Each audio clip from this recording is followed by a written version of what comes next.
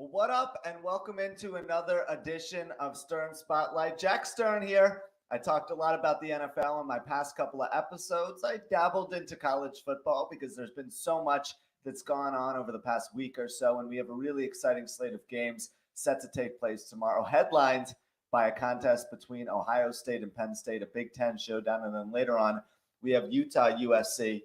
But I want to talk some Major League Baseball today. Right now, I'm going to talk a little bit about the Phillies Diamondback series in the NLCS because it has the makings of a really topsy-turvy matchup in the sense that Arizona is kind of similar to the Phillies were last year, right? They won 84 games. They snuck into the postseason. They beat the Dodgers. And now they're competing to potentially go to the World Series. But the question I'm asking myself right now after watching last night's game, will the Phillies be able to recover?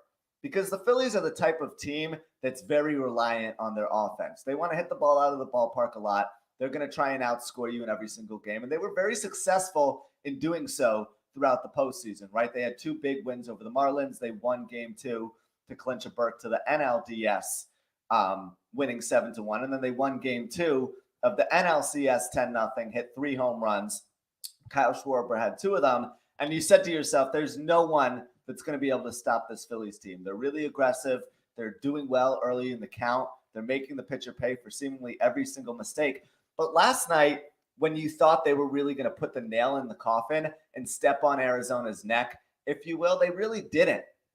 Brandon Pfaadt, who was I just looked this up, by the way, one of the worst road pitchers in Major League Baseball, came back to Chase Field, and he was fantastic last night. Went 5 2/3 strong innings. I don't think he should have been pulled by Torey Lovullo when he was. But there's more to this for the Philadelphia Phillies. There's much larger implications for Philadelphia because now all of the momentum is in Arizona's corner. We all know about Ketel Marte. He had a huge 3-hit game, including that walk-off single to end it. But will the Phillies be able to recover? Will their lineup be able to find a way to get back into groove? Because that's going to make or break their success going forward.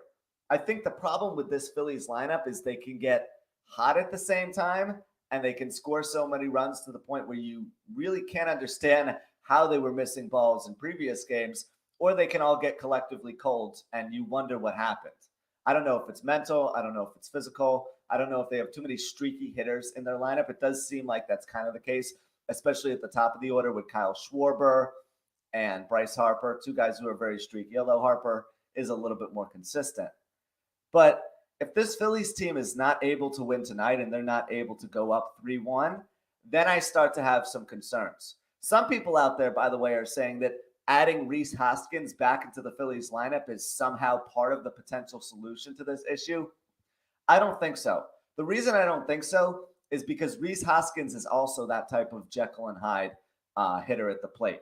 He can go 3 for 40, but he can also hit 5 home runs in 3 games. That's not what the Phillies need right now. What they need is more production out of the bottom of the order. They need Johan Rojas finding ways to get on base and steal a couple of bags. They need Brandon Marsh picking it up. And they need some of the other guys to kind of carry the load a little bit more. What I'm seeing from this Phillies lineup is that the players at the top are feeling a lot of pressure to produce. And as a result, they're forcing it a little bit too much. Right? We saw Nick Castellanos have a really hot stretch at Citizens Bank Park. He had 3 home runs in 2 games. Really fantastic performance by him in game 2 of the series and game 1 for that matter. But now I think that he's one of the players atop the lineup that I just mentioned who's gotten a little bit too cocky. He's up there thinking he's Superman. He thinks he can hit any and every pitch out of the ballpark, but that's not his game. I think if the Phillies shorten up their swings, they start doing the little things correctly, the home runs are going to start to come. It's not a matter of power. They certainly have it there. But use your natural swing a little bit more. Try and hit the ball into a gap, get base hits, maybe consider laying down a bunt to get on first base, and go from there. Get your confidence back. Because if this team does not do that, I think it's going to be really hard to rev the engine back up.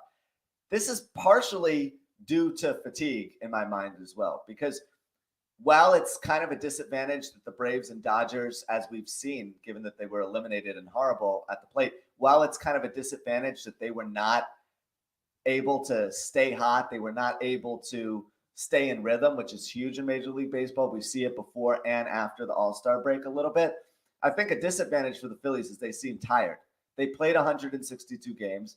They had a day off, had to play the Marlins, swept them, and then they had to move on to Arizona. So you're starting to see kind of the ebbs and flows of a regular season taking place in the playoffs, because it's not something that happens very frequently in the postseason. Usually you see more consistency and you see guys have more meaningful at-bats at the plate. That's why I think you see certain players more locked in the postseason than they are in the regular season. That's kind of the case in Arizona with a player like Marte.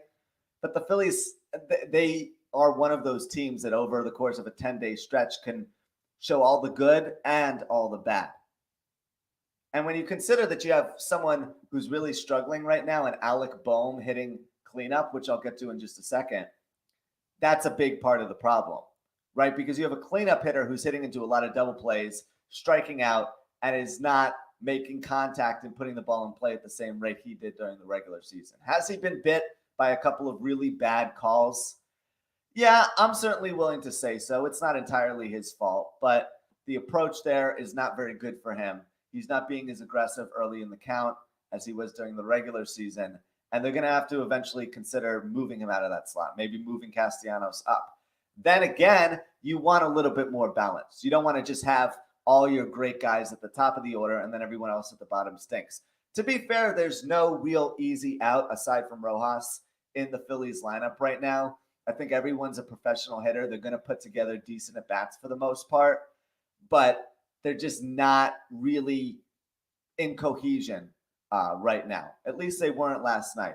And I think the traveling to the West Coast probably didn't help matters either. It's not like going and playing at Chase Field is that difficult. It's not a hostile environment. There weren't that many Diamondback fans, even in the stands. But having to take the West Coast trip, having to go to the other side of the country for the first time in a couple of months while playing on the road, and then having to do so against a pitcher that you haven't faced all season, to me, those present kind of a unfortunate set of circumstances, which really hurt the Phillies.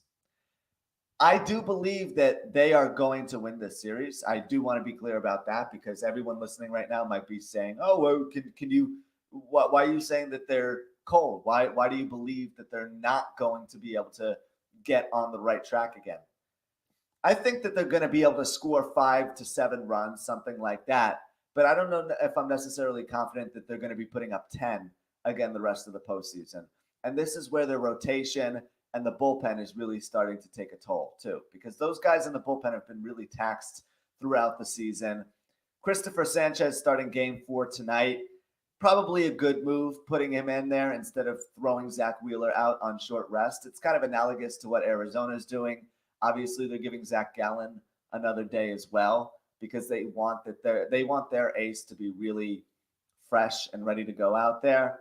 But you're going to have pitchers on the hill that are giving up some runs, giving Arizona some pitches to hit. And now the offense is really going to have to respond and come back with the comeback punch. I think that they do that, but it's going to have to come via base hits. It's going to have to come through stolen bases, manufacturing runs.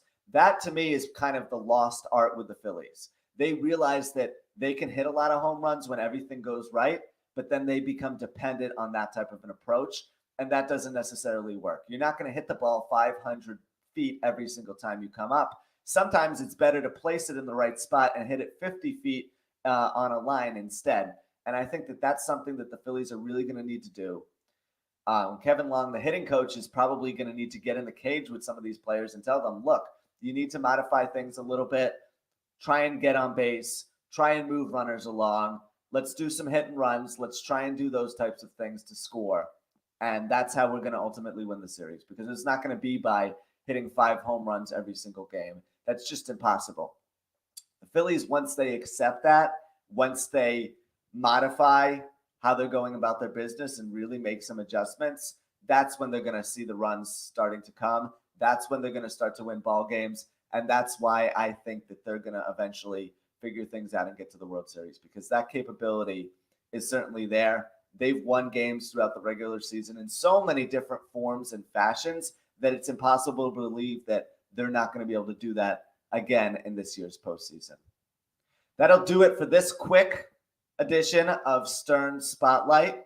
I'll be back again shortly with another edition. I'm happy to finally be on StreamYard. You can watch my podcast on my YouTube channel, J_Stern97. And you can also find me on Twitter at J_Stern97. So it makes life nice and easy for you as well. Comment, subscribe, like, do whatever you got to do. Follow my column on CBSSportsRadio.com. That's another thing that I'm doing as well. And I will talk to you again next time.